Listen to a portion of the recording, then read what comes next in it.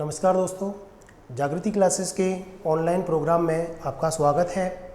हिंदी की जो श्रृंखला हमने शुरू की है उसमें हम लोगों ने चर्चा की थी पिछले वीडियो में कि किस प्रकार से हम कौन कौन से टॉपिक हिंदी में पढ़ाएंगे।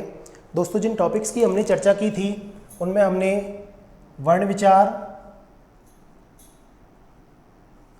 शब्द विचार और वाक्य विचार मुख्य रूप से ये टॉपिक थे। वर्ण विचार के इस टॉपिक में हमने वर्णमाला और वर्णों के भेद, जिसमें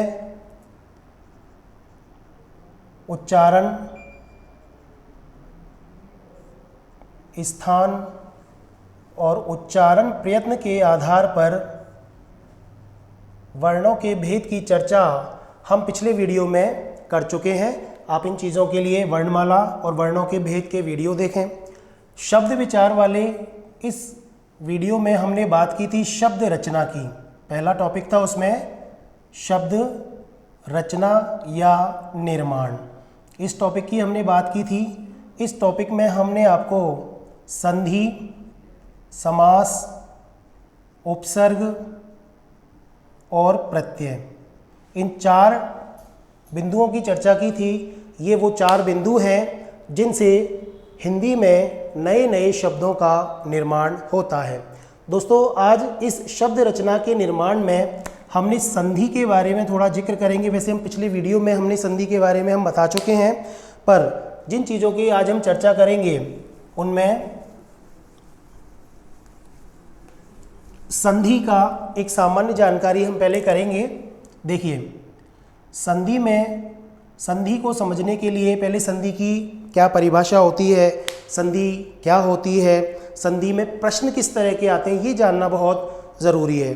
देखिए दोस्तों, इसमें 4-5 तरह के प्रश्न वो संधि में पूछता है। कैसे पूछेगा? एक तो सीधा इसकी परिभाषा से ही प्रश्न होता है कि वो 4 लाइन दे देगा आपको ऑप्शन में 1, 2, 3, 4। पहला पूछेगा शब्दों का पास पास आना या वर्णों का पास पास आना।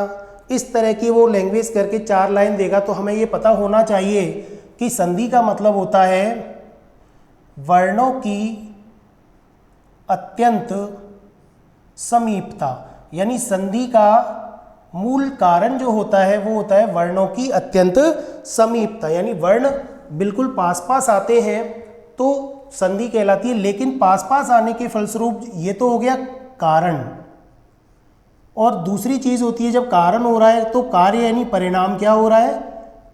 परिणाम होगा दोस्तों वर्ण परिवर्तन। वर्ण परिवर्तन या वर्ण विकार जिसको हम कहते हैं, यानी कि कोई भी 2 वर्ण पास पास आए, पहला और दूसरा, इन दोनों के पास पास आने के फलस्वरूप एक या तो तीसरा वर्ण बनेगा या इन दोनों में से कोई भी एक वर्ण चेंज होगा, उस तरह की स्थिति होगी। तो यानी कुछ परिवर्तन या विकार होना चाहिए, तब वो संधि कहलाएगा। और क्योंकि संधि के साथ ही समास से भी संबंधित एक बात आती है, समास में शब्द पास पास आते हैं, यानी कि वर्ण ना आकर के शब्दों का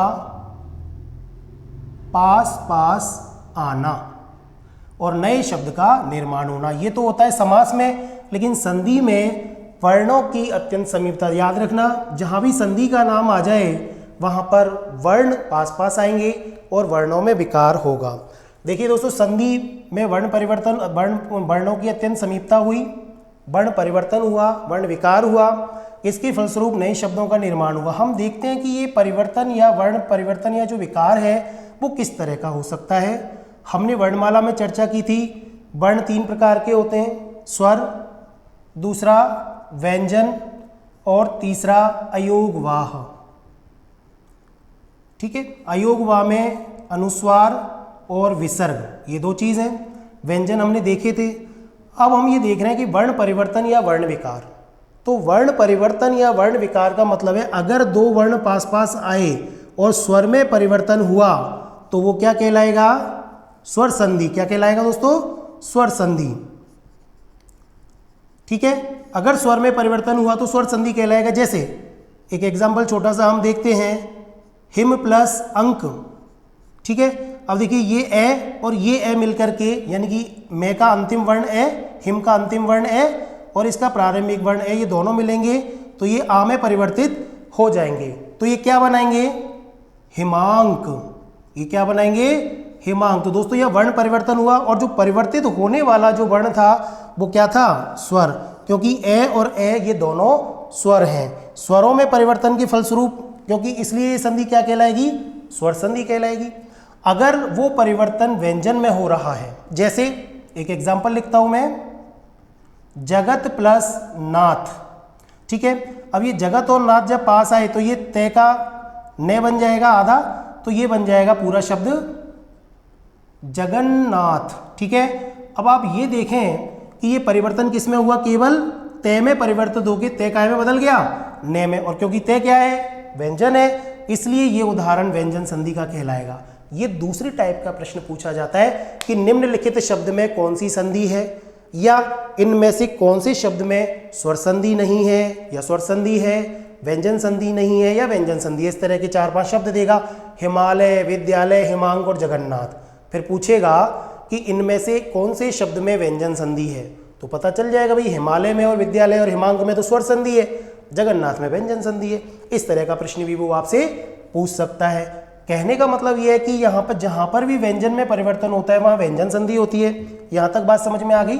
अब देखिए तीसरा जो है, ये अयोग व में से केवल विसर्ग में परिवर्तन होता है, ठीक है। ये विसर्ग भी परिवर्तित होता है। ये तो पूरा ए और विसर्ग है, ये विसर्ग परिवर्तित होता है। किस तरह से परिवर्तित होता है ये हम आगे विसर्ग संधि में पढ़ेंगे। कुल मिला के बात ये है कि संधि, वर्ण परिवर्तन के आधार पर संधि के 3 भेद, मुख्य भेद होते हैं। पहला स्वर संधि, दूसरा व्यंजन संधि और तीसरा विसर्ग संधि, ठीक है। इसकी चर्चा हमने संधि वाले वीडियो में हम कर चुके हैं और उसमें हम स्वर संधि के सारे भेदों की भी चर्चा कर चुके हैं। आज इस क्लास में हम जो पढ़ने वाले हैं वो हम इस व्यंजन संधि पर चर्चा करेंगे कि ये व्यंजन संधि क्या होती है, क्या कितने इसके भेद होते हैं या नहीं होते हैं या नियम होते हैं, इन पर चर्चा करेंगे। आइए,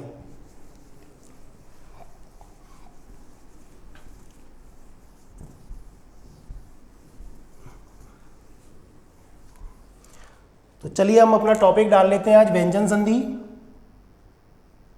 देखिए दोस्तों, व्यंजन संधि, जैसे ही व्यंजन संधि का नाम आए आपको सिर्फ एक चीज दिमाग में रखनी है कि जहां व्यंजन में परिवर्तन हो, ठीक है, जहां व्यंजन में परिवर्तन हो वो व्यंजन संधि कहलाएगा। अब व्यंजन संधि को समझने के लिए हमें व्यंजन की जानकारी भी होना चाहिए, तभी तो पता चलेगा कि भाई व्यंजन संधि कौन सी है।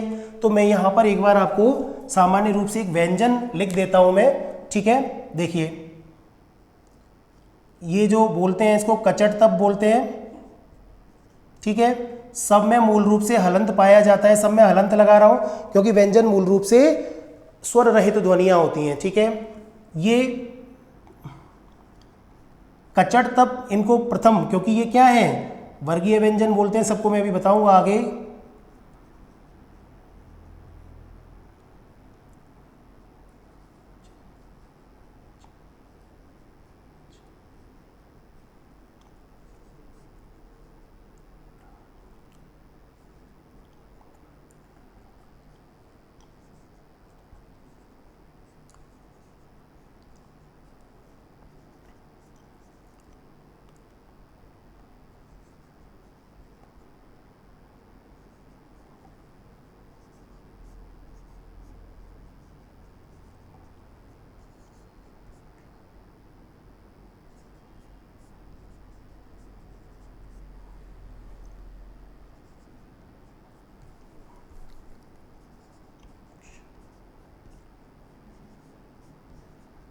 देखिए दोस्तों, ये हैं सारे अपने व्यंजन जिनकी हम यहाँ पर चर्चा करते हैं।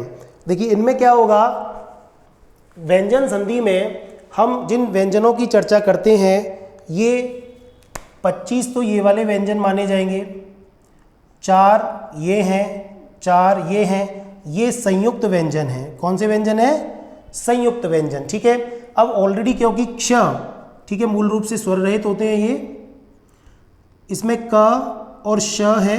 अब क्योंकि वर्णमाला में जब संधि अपन करेंगे तो क और श तो ऑलरेडी इसमें आ चुके हैं, इसलिए आएगा तो इस तरह का वर्ण, पर हम उसमें क्या देखेंगे, क और श का योग। ठीक है, इनकी हम चर्चा वर्णमाला में कर चुके हैं, इसलिए यहाँ ज़्यादा नहीं करेंगे। अपन को इतना ध्यान रखना है कि ये जो व्यंजन बार बार आएंगे ये हमारी इस व्यंजन संधि में आएंगे। हम कह रहे हैं जहाँ व्यंजन में परिवर्तन हो वो व्यंजन संधि होती है। तो हमने देख लिया कि यहाँ पर ये व्यंजन है सारे के सारे, कैसे क्या हैं, क्या इनके भेद होते हैं, ये सारी चीज़ें हम लोग वर्णमाला में जिक्र कर चुके हैं। ठीक है, अब सबसे बड़ी बात आती है कि व्यंजन संधि में व्यंजन में परिवर्तन होता है। ये बात तो आपको सबको समझ में आ गई है, लेकिन अब बात ये है कि किस तरह की परिस्थितियां होंगी।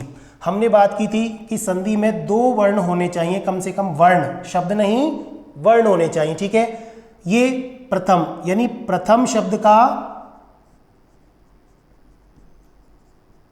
अंतिम वर्ण है, ये प्रथम शब्द का अंतिम वर्ण प्लस द्वितीय शब्द का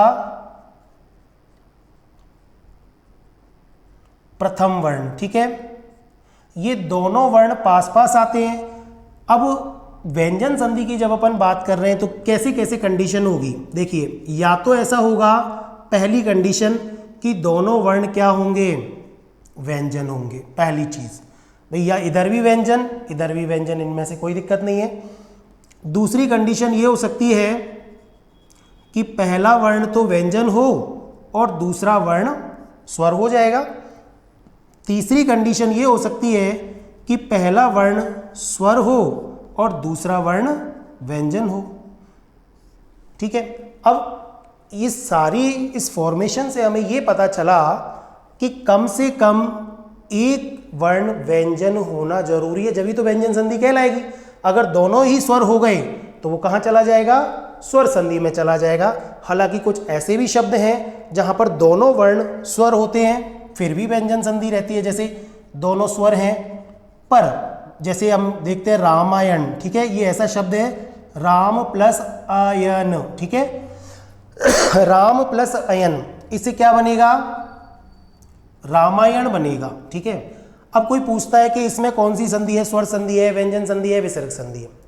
तो दोस्तों इसमें स्वर संधि भी है और व्यंजन संधि। लेकिन अगर स्वर व्यंजन में से ये पूछे कि एक बताओ आप, तो हमारा उत्तर होगा स्वर संधि, क्योंकि इसमें मूल संधि जो हो रही है वो इन दोनों वर्णों के बीच हो रही है और दोनों वर्ण स्वर हैं और इन दोनों ए की वजह से ये आ बन जाएगा।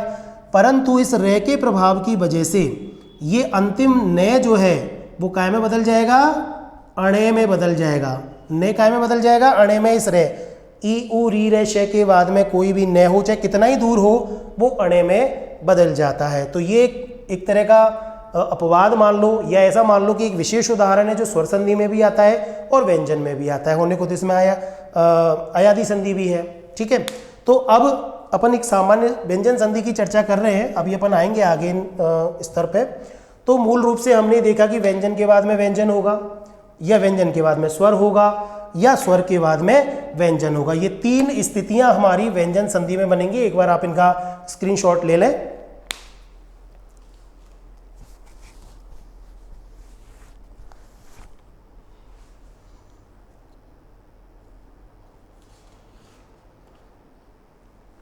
ठीक है दोस्तों, अब देखिए ये 3 चीज तो हमने यहां पे समझ ली। अब हम ये कह रहे हैं कि मैंने बोला आपको कि संधि में दोनों वर्णों का 2 वर्ण कम से कम होने चाहिए। अब व्यंजन संधि स्वर संधि के भेदों की जब बात आती है तो पता चल जाता है कि भाई स्वर संधि के 5 भेद हैं। कौन कौन से हैं, दीर्घ, गुण, वृद्धि, यण और अयादि, 5 भेद हैं। लेकिन व्यंजन संधि के कोई भी भेद नहीं है, इसके कुछ नियम हैं और उन नियमों को हमने कुछ इस तरह से वर्गीकृत किया है कि हमें पर्टिकुलर एक वर्ग में कौन कौन से नियम आएंगे ताकि हमें आसानी से वो याद हो जाए। मैं कोशिश करूंगा एक बार इस तरह समझाने की। पहले आप ये समझें कि ये पहला वर्ण और ये दूसरा वर्ण, क्योंकि कम से कम 2 वर्ण संधि में 2 ही वर्ण होते हैं, नजदीक तो 2 ही आते हैं, तो 2 वर्ण हुए संधि में। अब देखो पहली स्थिति तो क्या होगी कि प्रथम वर्ण में परिवर्तन। ये भेद नहीं है संधि के, पर अपन ने अपनी सुविधा के लिए इनको ऐसे भेदों में बांटा है ताकि आपको पढ़ने में आसानी रहे। प्रथम वर्ण में परिवर्तन, अब ये वर्ण, मैं वर्ण लिख रहा हूँ, इसको आप व्यंजन भी लिख सकते हैं, क्योंकि हम व्यंजन संधि पढ़ रहे हैं तो व्यंजन में ही परिवर्तन होगा। इस स्थिति का मतलब ये है कि प्रथम वर्ण व्यंजन में परिवर्तन, इसका मतलब दो वर्ण पास पास आए और ये वाला बदलेगा, दूसरे पे कोई असर नहीं पड़ेगा, केवल और केवल पहला बदलेगा। ठीक है, ये तो हो गई पहली स्थिति। जैसे इसका एक अपन प्रथम वर्ण में परिवर्तन का एक एग्जांपल ले लेते हैं सिंपल सा, जैसे ऋक प्लस वेद। ठीक है, अब ये कै बदल जाएगा गे में, कौन से नियम से बदला इसकी अपन चर्चा करेंगे। अभी हमको सिर्फ ये देखना है कि ऋग्वेद से क्या बन जाएगा, ये बन जाएगा ऋग्वेद। ठीक है, ऋग्वेद, यानी कि ये कै गे में बदल जाएगा। कौन से नियम से बदलेगा अभी चर्चा करेंगे, ये बन जाएगा ऋग्वेद। स्थिति हो गई भाई, ये तो पहला वर्ण, ये दूसरा वर्ण, दोनों वर्ण नजदीक है, वर्ण विकार हो गया, कै का गे बन गया, मतलब संधि है। ठीक है, एक स्थिति तो ये बन गई प्रथम वर्ण में परिवर्तन की। दूसरी स्थिति क्या बनेगी, द्वितीय या दूसरे व्यंजन में या वर्ण में परिवर्तन। ठीक है, दूसरे व्यंजन में, यानी कि अब स्थिति क्या रहेगी, ये पहला वर्ण, ये दूसरा वर्ण, केवल और केवल दूसरा वर्ण बदल रहा है, ये तीसरा, ये एज इट इज रहेगा। ठीक है, ये वाला एज इट इज रहेगा, केवल और केवल ये बदलेगा। ठीक है, ये दूसरा उदाहरण हो गया इसका। इसमें क्या होगा, इसमें केवल और केवल दूसरा शब्द बदलेगा। कैसे बदलेगा, जैसे अपन ने एक एग्जांपल लिया इसका, जैसे अभी प्लस सेक। ठीक है, अभी अपन चर्चा करें, नियमों पे मत जाना अभी आप, अभी अपन को केवल ये समझना है कि अभिषेक से जब ये दोनों वर्ण, यानी कि इसका तो ई अंतिम मात्रा कौन सी है, भय के बाद में ई स्वर है, और इसके बाद में दूसरा वर्ण क्या है, ये स। इससे क्या होगा, ई के बाद में से ये से बदल जाएगा षटकोण में। ठीक है, तो ये क्या बन जाएगा, ये बन जाएगा अभिषेक। बहुत इंपॉर्टेंट एग्जाम्पल है, कई बार एग्जाम में, हर तरह के एग्जाम में पूछा जाता है, चाहे वो रीट का एग्जाम हो, चाहे वो सीटेट का हो, यूपी टेट का हो, कोई सा भी एसआई का एग्जाम हो, आरएस का एग्जाम हो, अभिषेक बन जाएगा। अभी प्लस सेक से अभिषेक, केवल और केवल दूसरा वर्ण बदल रहा है, तो ये दूसरी स्थिति हो गई। ठीक है, अब अपन चर्चा करेंगे कौन सी स्थिति की, तीसरी स्थिति की। मैं इसको यहां से मिटा देता हूं। तीसरी स्थिति बनेगी कि दोनों वर्णों में परिवर्तन। ये तीसरी स्थिति रहेगी दोनों, यानी प्रथम वर्ण और द्वितीय वर्ण, ये दोनों ही बदल जाएंगे अलग अलग तरीके से, यानी कि ये बदल जाएगा किसी और वर्ण में और ये बदल जाएगा किसी और वर्ण में। देखिए कैसे,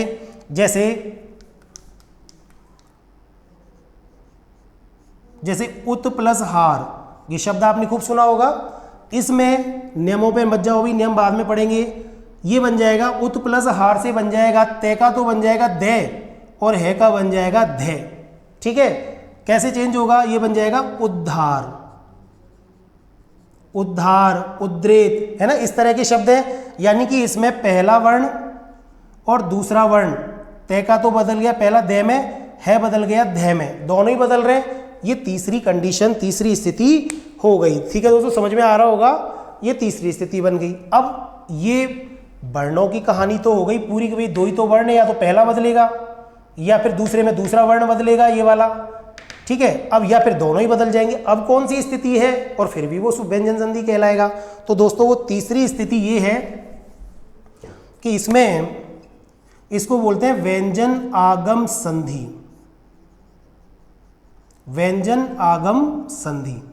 इसमें क्या होगा, सपोज ये पहला वर्ण, ये दूसरा वर्ण, इस तरह का नियम काम करेगा कि इसमें दोनों वर्णों के बीच में किसी नए व्यंजन का, अब मैं क्या कह रहा हूं, व्यंजन, स्वर नहीं, व्यंजन का आगम, कोई नया ही व्यंजन आ जाएगा। उदाहरण लेते हैं अपन एक, जैसे तरु प्लस छाया, काफी बार एग्जाम में आया हुआ है, तरु छाया या तरु छाया। अब इसमें क्या होगा, चे का आगम, आधा चे अपने आप ही कहीं से आ जाएगा इसमें, क्योंकि ये दोनों वर्णों के इस तरह के नियम हैं कि स्वर के बाद में अगर छे आए तो चे का आगम होगा। अपन पढ़ेंगे नियमों में, दोनों वर्णों में कोई चेंज नहीं है, तरु भी रहेगा, छे भी रहेगा, दोनों में नो चेंज। नया वर्ण बीच में आ जाएगा तो क्या बन जाएगा, ये बन जाएगा तरु छाया। ठीक है, तरु छाया, वृक्ष छाया, छत्र छाया, बहुत सारे उदाहरण है। ये हो गई चौथी स्थिति। अब बात करते हैं अपन पांचवी स्थिति की। मैं इसको यहां से थोड़ा मिटा लेता हूं। देखिए अब है पांचवी स्थिति। पांचवी स्थिति में व्यंजन लोप संधि उसको बोला जाता है, व्यंजन लोप संधि। ठीक है, यानी कि इसमें प्रथम वर्ण और दूसरा वर्ण दोनों साथ रहेंगे, परंतु एक वर्ण बदलेगा नहीं, ना तो पहला बदलेगा ना दूसरा बदलेगा, बल्कि लुप्त ही हो जाएगा। तो इसको कोई भी यानी कि इस प्रथम वर्ण का जो अंतिम व्यंजन है वो क्या हो जाएगा, एक वर्ण लुप्त हो जाएगा, लोप हो जाएगा। इसको कहते हैं व्यंजन लोप। ये नया, ना तो इस वर्ग में आ रहा है, ये ना इसमें आ रहा है, ना इसमें आ रहा है, ना इसमें, इसलिए इसको नया। ये अब देखो इसका एक एग्जांपल देखते हैं कैसे, जैसे यौवन प्लस राज, ठीक है, ये शब्द है तो इसमें न का लोप हो जाएगा और ये बन जाएगा युवराज। क्या बन जाएगा, ये युवराज बन जाएगा। ये न लोप हो गया, प्रथम वर्ण या दूसरा वर्ण, कोई सा भी दोनों में से कोई भी एक वर्ण लोप हो जाएगा। अधिकांशतः पहला वर्ण ही लोप होता है, युवराज बन जाएगा। ठीक है, एक और एग्जांपल देख लेते हैं। प्राणिण मात्र, क्या बन जाएगा, प्राणी मात्र। ठीक है, न का लोप हो जाएगा, सिंपल, प्राणी मात्र बन जाएगा। तो ये 5 स्थितियां होती हैं व्यंजन संधि में। हमें दिमाग में रखनी है ये सारी चीजें कि कैसे या तो प्रथम वर्ण बदलेगा, या केवल दूसरा बदलेगा, या दोनों बदलेंगे, या फिर व्यंजन आएगा, आगम होगा व्यंजन का, या कोई व्यंजन लुप्त हो जाएगा। व्यंजन मतलब व्यंजन में परिवर्तन हो रहा है तो व्यंजन संधि। ठीक है दोस्तों, तो आज अपन इस प्रथम वर्ण में परिवर्तन के नियमों की चर्चा करते हैं। मिटा देता हूं मैं इनको, आप देख लो, इनका स्क्रीनशॉट ले सकते हो।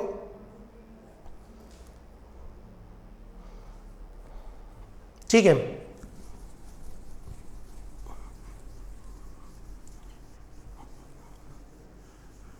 चलो तो आज अपन प्रथम वर्ण में परिवर्तन के नियमों की चर्चा करते हैं।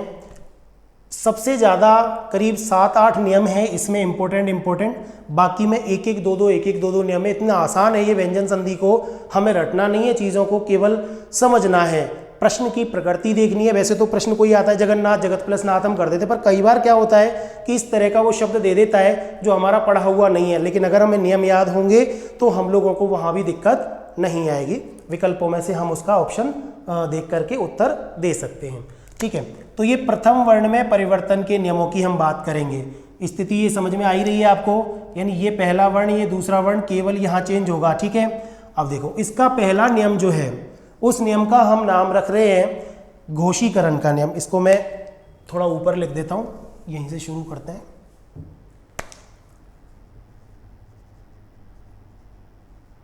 घोषीकरण का नियम या घोष व्यंजन संधि भी इसको बोला जाता है। अब देखिए ये घोषीकरण और घोष व्यंजन संधि हम कह रहे हैं तो आपको वर्णमाला में आपने पढ़ा होगा कि घोष और अघोष का भी हमने आपको एक बार बताया था, उसमें वर्णमाला में बता रखा है कि कौन से घोष वर्ण होते हैं। इस नियम को समझने के लिए आपको घोष और अघोष वर्णों की जानकारी होना ज़रूरी है। अपन बता देते हैं अभी इसमें। देखिए घोषीकरण का नियम ये क्या कहता है, घोषीकरण का नियम ये कहता है कि अगर अघोष वर्ण के बाद में, यानी कि अघोष वर्ण के बाद में कोई भी घोष वर्ण आए, ठीक है, अघोष वर्ण के बाद में, घोष अघोष अपन समझ लेंगे, अपन ने वर्णमाला में समझ लिया, अभी लिखेंगे भी। अघोष के बाद में कोई भी घोष वर्ण आए, ये अघोष इस घोष के प्रभाव से घोष में ही बदल जाएगा।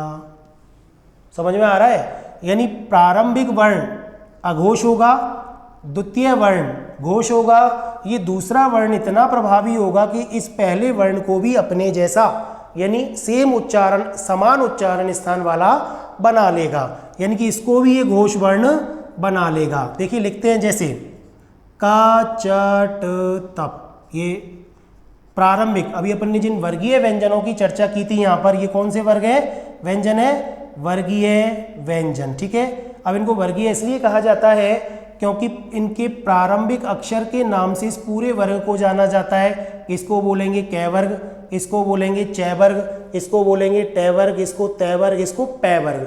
तो जैसे ही अपन यहाँ पे क वर्ग लिखें तो आप समझना क वर्ग के प्रथम, द्वितीय, तृतीय, चतुर्थ, पंचम यानी कि 1 2 3 4 5 एक वर्ग में व्यंजनों की संख्या कितनी होती है?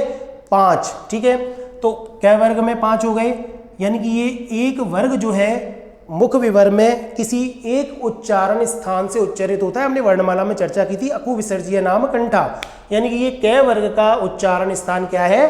कंठ है। ठीक है, ऐसे ही सबके अपने अपने वर्ग हैं। अभी अपन यहाँ ये समझ रहे थे कि कचट तप के बाद में कोई भी घोष वर्ण आ जाए। अब देखिए घोष वर्ण कौन से हैं? वर्गीय व्यंजन के, यहां से मैं 2 टुकड़े कर देता हूं इसके। देखिए ये हो गया एक और ये हो गया दूसरा, यानी कि ये तो हो गए अघोष और ये हो गए घोष। ठीक है, ये घोष वर्ण है, तीसरे, चौथा, पांचवा वर्ण इस वर्ग, हर वर्ग का, और प्रत्येक वर्ग का पहला और दूसरा वर्ण क्या कहलाता है? अघोष, घोष, अघोष कहलाता है। ठीक है, ये अघोष और ये घोष। ठीक है, समझ में आ गया। हम कह रहे हैं घोष के बाद में, अब ये देखें आपकी क च ट तप क्या है? ये कचट तप प्रथम वर्ण है। ठीक है, यानी कि ये प्रथम वर्ण के बाद में, कचट तप के बाद में कोई भी घोष वर्ण, तीसरा, चौथा, पांचवा, ये, रे, ले, वे, है भी आता है हालांकि घोष में, पर है इस उदाहरण में, इस संधि में नहीं आएगा। तीसरा, चौथा, पांचवा, इसमें पांचवा भी नहीं आएगा। इसके अलावा सभी स्वर, अगर घोष वर्ण के यानी प्रथम वर्ग के इन अघोष वर्ण के बाद में, ये कौन से हैं सारे? अघोष के बाद में घोष वर्ण आ रहे हैं ये सारे, तो ये वाले अघोष अपने ही तीसरे वर्ण में बदल जाएंगे। तो देखिए आप, ये प्रथम है सबके, ये ग, ज, ड, दब, ये इनका तीसरा, यानी पहला किस में बदल रहा है? इस स्थिति को आते हुए तीसरे में। तो देखिए इसको कहते हैं ग, ज, ड, द, ब, गजड़ दब। अब कुछ एग्जाम्पल हम इसके समझते हैं। दिमाग में आपको केवल ये थोड़ा सा पिक्चर दिमाग में रखनी है, ये फोटो दिमाग में रखना है कि ये स्थिति जब आती है तो आप ऐसे शब्दों का भी उदाहरण या ऐसे शब्दों को भी हल कर पाएंगे जो आपने कभी सुने ही नहीं हो, कभी देखे नहीं हो। जैसे हमने एक उदाहरण की चर्चा की थी, ऋग्वेद। ठीक है, देखिए ऋक प्लस वेद, ऋक का मतलब होता है वेदों की जो संहिताएं हैं उनको ऋक कहा जाता है, और वेद। ठीक है, अब देखिए इस ये वे क्या है? पहले तो ये देखिए आप, प्रथम वर्ण है ये अघोष है, और अघोष के बाद में ये रे लेवे, ये रे लेवे में काय में आ गया? वे किस में आ गया? घोष में आ गया। तो अघोष के बाद में घोष होने पर ये अपने तीसरे में, तो कै का तीसरा कौन सा है? क, ख, ग, ये ग में बदल जाएगा। बदल गया, क्या बन जाएगा? क्योंकि अर्धवर्ण है इसीलिए तो ये व्यंजन है। अगर ये पूरा वर्ण होता तो इसमें अंत में क्या होता? ए होता, स्वर होता, पर क्योंकि हलंत है इसलिए अर्धवर्ण है, तो ये कै जो कि व्यंजन है अपने तीसरे में बदल के क्या बन जाएगा? गे बन जाएगा। और आधे गे को ऐसे भी लिख सकते हैं, पर इस तरह लिखने की परंपरा नहीं है। अगर इसके बाद में कोई वर्ण है तो उसको हम ऐसे लिखते हैं, ये बन जाएगा ऋग्वेद। ठीक है, बहुत सारे उदाहरण ऐसे हैं, कुछ उदाहरणों की चर्चा हम करेंगे। जैसे और भी, चलो एक शब्द लिख लेते हैं, वाक प्लस युद्ध, क्या बन जाएगा? यह, क्योंकि यह क्या है? घोष है, ये घोष की वजह से कै अपने घोष वर्ण में बदल जाएगा, ये बन जाएगा वाग युद्ध। समझ में आ रहा है? ठीक है, ऐसे ही बहुत सारे उदाहरण है। एक बार आप इसका स्क्रीनशॉट ले लें, मैं इसको मिटाऊंगा इसको पूरे को। देखिए कुछ उदाहरणों की हम और चर्चा करते हैं। वाक प्लस दान क्या बन जाएगा? वागदान। वागदान का मतलब होता है सगाई। ठीक है, वागदान का मतलब क्या होता है? सगाई। ऐसे ही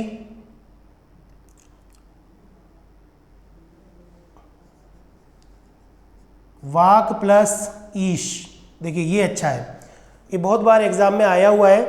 हमें पता है कि ये ई क्या है? ई सारे के सारे स्वर किस में आते हैं? घोष वर्ण में आते हैं। तो ये स्वर है घोष और ये अघोष है। इस स्वर के प्रभाव से ये अपने तीसरे में बदल जाएगा, के का गे बन जाएगा। तो ये क्या बन जाएगा? इस तरह वाग, और ये ईश। देखिए यहाँ पे ये क्योंकि हलंत वाले व्यंजन के बाद में क्या आ रहा है? ई आ रहा है, ई क्या है, स्वर है, तो इसमें जुड़ करके क्या बन जाएगा, ये बन जाएगा बड़ी ई, और ये हो गया वागीश। वागीश का मतलब क्या होता है, वाणी का स्वामी, वाणी का स्वामी वागीश। वागीश का मतलब होता है वाक कौन, सरस्वती को कहा जाता है, और वागीश कौन हुआ, बृहस्पति। बृहस्पति वागीश को क्या कहा जाता है, बृहस्पति कहा जाता है, ठीक है। और वागीश्वरी अगर हो जाए, वाक प्लस ईश्वरी, तो वागीश्वरी बन जाएगा, मतलब वाणी की देवी खुद सरस्वती, ठीक है। इस तरह ये बन जाएगा। और भी उदाहरण अपन देखते हैं। देखिए दिक प्लस अंत, इससे क्या बन जाएगा, ये इससे बन जाएगा दिगंत, दिशाओं का, दिक यानी क्या होता है, दिशा, तो दिगंत का मतलब हो गया दिशाओं का अंत। और भी उदाहरण है, देखिए दिक प्लस अंबर, स्वर वाली इन उदाहरणों को आपको थोड़ा ध्यान से देखना है। ये वो स्थिति है जो हमने बताई थी कि व्यंजन के बाद में या तो व्यंजन होगा या व्यंजन के बाद में स्वर भी हो सकता है। तो व्यंजन के बाद में क्या आ रहा है, स्वर आ रहा है, यानी कम से कम एक व्यंजन होना चाहिए और व्यंजन में परिवर्तन होना चाहिए। कै का क्या बन जाएगा, गे बन जाएगा, ठीक है। ये इस तरह बन जाएगा दिग प्लस अंबर, अब ये स्वर इसमें मिल जाएगा तो पूरा गे बन जाएगा दिगंबर, ठीक है। अब ये जब अपन समासों की चर्चा करेंगे तो अब इसमें समास की भी जानकारी करेंगे। दिगंबर क्योंकि जैनियों का एक संप्रदाय है, इसलिए बहुब्रीहि समास में चला जाएगा, ठीक है, दिगंबर हो जाएगा। इस तरह बहुत सारे उदाहरण हैं, मुझे उम्मीद है कि ये आपको समझ में आ गया होगा, ठीक है।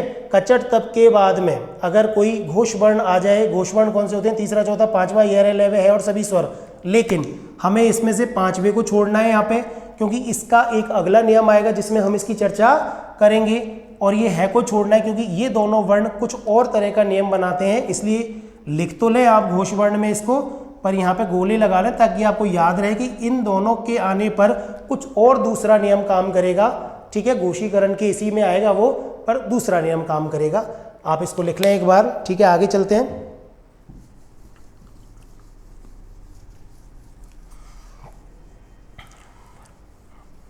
ठीक है, अब देखिए इसके अलावा बहुत सारे और भी उदाहरण है। अपन एक और उदाहरण लें, दिक प्लस विजय, क्या बन जाएगा, के का गे बन जाएगा, वे की वजह से। अब जैसे जैसे आप ज़्यादा शब्दों की प्रैक्टिस करेंगे तो आपको शब्द पता चलने लग जाएंगे, ठीक है। अब देखिए मैं कुछ, ये क्या बन जाएगा, दिक, देखिए के का गे बन जाएगा, और ये मात्रा जब आती है छोटी की तो वो इधर से आती है, आधा वर्ण उसके अंदर आएगा, दिग्विजय, ठीक है। ये इस तरह बन जाएगा दिग्विजय। ऐसे ही दृक, दृक का मतलब होता है दृष्टि, ठीक है। दृक प्लस अंचल, क्या बन जाएगा, ये कै के बाद में स्वर आ रहा है, कै गे में बदल जाएगा अपने तीसरे में, तो बन जाएगा दृ, आधा गे, और ए जब पूरा जुड़ेगा तो ये पूरा बन के ऊपर मात्रा लग जाएगी, दृगंचल, ठीक है। ये क्या बन जाएगा, दृगंचल बन जाएगा। ऐसे एक बहुत अच्छा उदाहरण है, प्राक प्लस ऐतिहासिक, क्या बन जाएगा, कै का गे बन जाएगा, इसको एज इट इज रखें, प्रागे, ठीक है, आई की मात्रा लग जाएगी, ती हासिक। देखिए बहुत इंपॉर्टेंट है ये, यहाँ आई में एक मात्रा है, तो कई बार परीक्षा में आपको वो ऐसे भी देगा, कई बार वो ऐसे भी देगा परीक्षा में एक मात्रा वाला। हमको ध्यान रखना है क्योंकि ये आई है, आई में खुद में तो एक मात्रा होती है, लेकिन जब वो किसी व्यंजन के ऊपर मात्रा लगती है तो दो लगती हैं इस तरह, ठीक है। तो ये वाला एक मात्रा वाला रॉन्ग है, ठीक है। वैसे ये ऐतिहासिक शब्द को हम प्रत्ययों में भी पढ़ेंगे, कैसे बनाए ये, इतिहास प्लस इक, इतिहास में एक प्रत्यय लगाने से इस ई का आई हो जाएगा। हम ये प्रत्ययों की संधि में, प्रत्यय वाली संधियों में, प्रत्यय में चर्चा इसकी करेंगे, ठीक है। आगे बढ़ते हैं। समझ में आ रहा होगा आपको कचट तब का। अभी अपन के वाले उदाहरण बता रहे थे, अभी अपन कुछ उदाहरण चे वाले भी हैं, जैसे भाई ये तो हो गए इसके के वाले उदाहरण।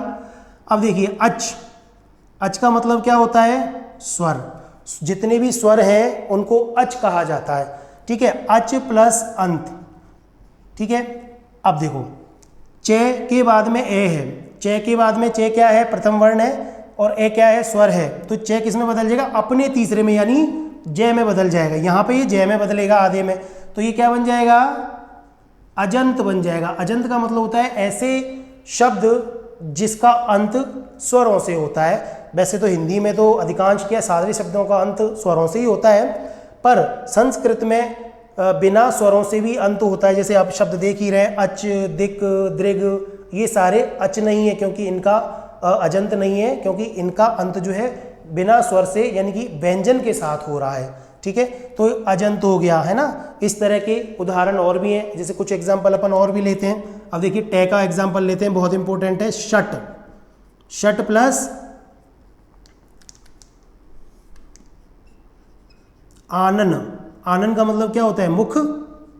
शट का मतलब क्या होता है, छह। अब देखिए टे के बाद में स्वर आ रहा है, टे का क्या बन जाएगा, ड बन जाएगा, हलंत वाला। ठीक है, बहुत इंपॉर्टेंट शब्द है ये, श हलंत वाला डे और आ की मात्रा जोड़ेंगे तो हलंत को हटा के आ लगा दो, षडानन। कई बार बहुत ध्यान से रखना, ध्यान देना इसको, क्योंकि हमें आता सब कुछ है परीक्षा में, पर हम थोड़ा जल्दबाजी में, थोड़ा सा पूर्वाग्रह से ग्रसित रहते हैं हम लोग, तो फटाफट फटाफट बिना देखे ही हम और सारे ऑप्शन को भी नहीं देते, एक पे नजर आई और हमने उसको टिक कर दिया। ऐसा नहीं करना है। आते हुए प्रश्न को गलत करना सबसे बड़ी बेवकूफ़ी होती है परीक्षा में, और उन्हीं चीज़ों की वजह से हम एक दो मार्क्स से हमेशा रह जाते हैं। ये बहुत सरल प्रश्न आते हैं, आप एक बार थोड़ा ध्यान से पेपर करें और ध्यान से इन चीज़ों को समझें, तो आप उन मिस्टेक्स को, जिनको सिली मिस्टेक्स कहते हैं, ऐसी गलतियां जो हमें नहीं करनी चाहिए, वो चीज़ों से बच जाएंगे हम लोग।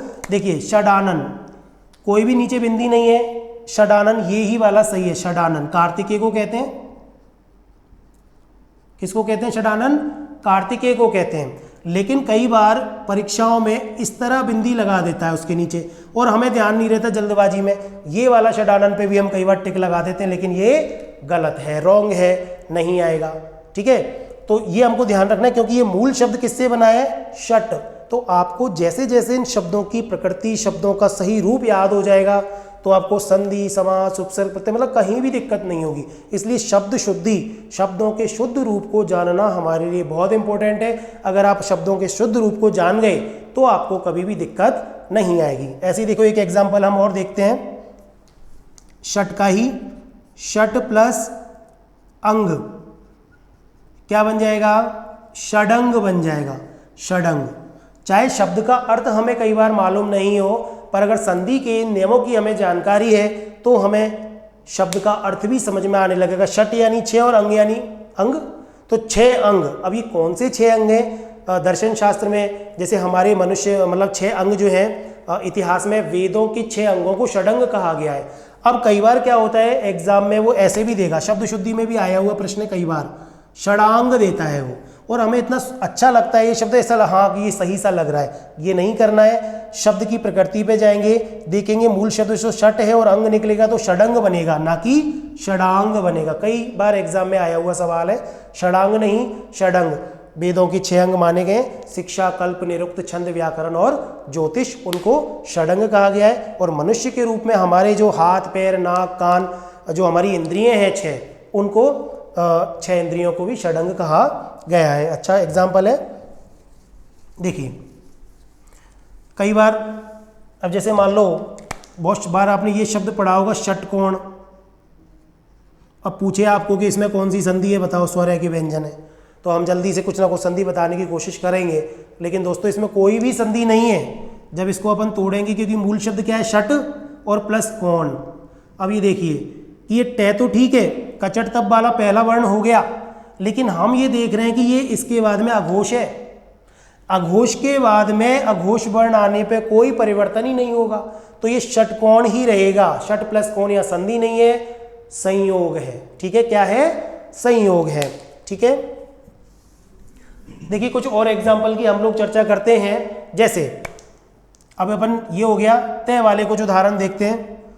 बचपन से एग्जाम में आ रहा है, जगत प्लस ईश, आंख बंद करके हम कर देते हैं, क्या बन जाएगा, जगदीश। पता है हमें नियम, चाहे हमें पता हो चाहे नहीं पता हो, पर हम इसका एग्जाम्पल मतलब इसको सही जरूर कर देते हैं, कभी गलत नहीं होगा।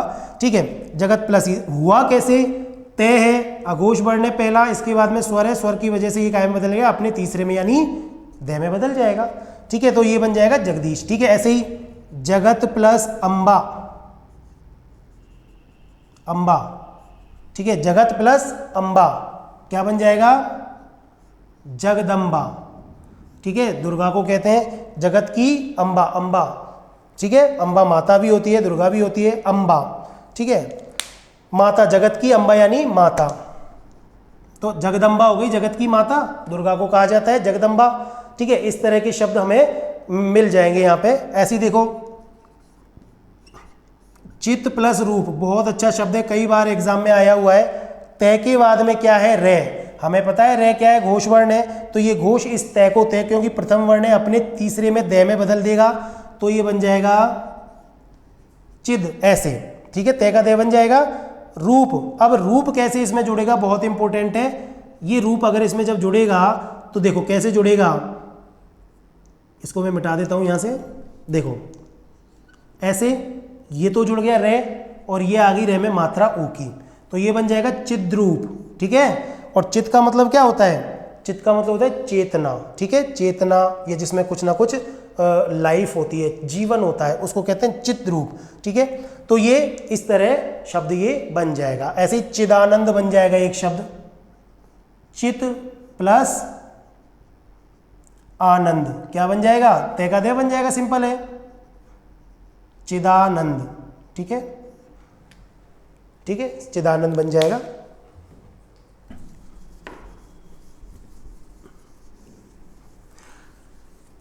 अब कुछ उदाहरण हम पै के भी देख लेते हैं।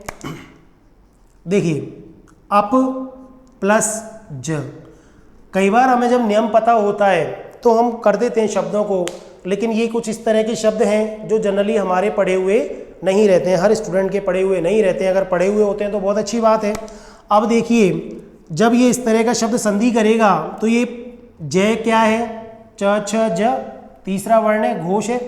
ये घोष से पहले पे क्या है? पहला, तो ये अपने तीसरे में बदल जाएगा, किसमें? ब में, तो क्या बन जाएगा? अब्ज बन जाएगा। अब इसका अर्थ पता हो चाहे नहीं पता हो, अब का मतलब क्या होता है? पानी, और जय का मतलब क्या होता है? जन्म लेने वाला। तो पानी में जन्म लेने वाला यानी कि कमल के लिए रूढ़ हो गया। वैसे तो पानी में बहुत सारी चीजें जन्म लेती हैं, पर कमल के लिए रूढ़ हो गया है, तो अब्ज यानी कमल। अब कोई एक सामान्य यही शब्द हमें दे दे अब्ज, और पूछे कि इसमें कौन सी संधि है, तो शायद अपन जल्दी से ना पहचान पाए। तो आप अब इससे पहचान लेंगे इसको। ऐसे देखिए, अप प्लस दे से क्या बन जाएगा? अब्द बन जाएगा। अप यानी पानी, दे यानी देने वाला, पे का वे हो जाएगा, इसमें कोई दिक्कत नहीं है। तो अब्द का मतलब क्या है? बादल। अब्द यानी बादल, पानी देने वाला, दे का मतलब देने वाला, तो क्या बन जाएगा? अब्द, पानी देने वाला। ठीक है दोस्तों, इस तरह ये हमारा एक नियम कंप्लीट हो गया है। और इसके बाद हम घोषीकरण के 5-7 नियम और हैं, तो नेक्स्ट वीडियो में हम अगले नियम की चर्चा करेंगे। तो यहाँ पे घोषीकरण का एक नियम है, आप इसमें देखें। अगर कोई भी चीज़ समझ नहीं आई हो, कोई ऐसा शब्द हो जो आपको समझ नहीं आ रहा हो, तो आप हमारे कमेंट बॉक्स में लिख सकते हैं। धन्यवाद।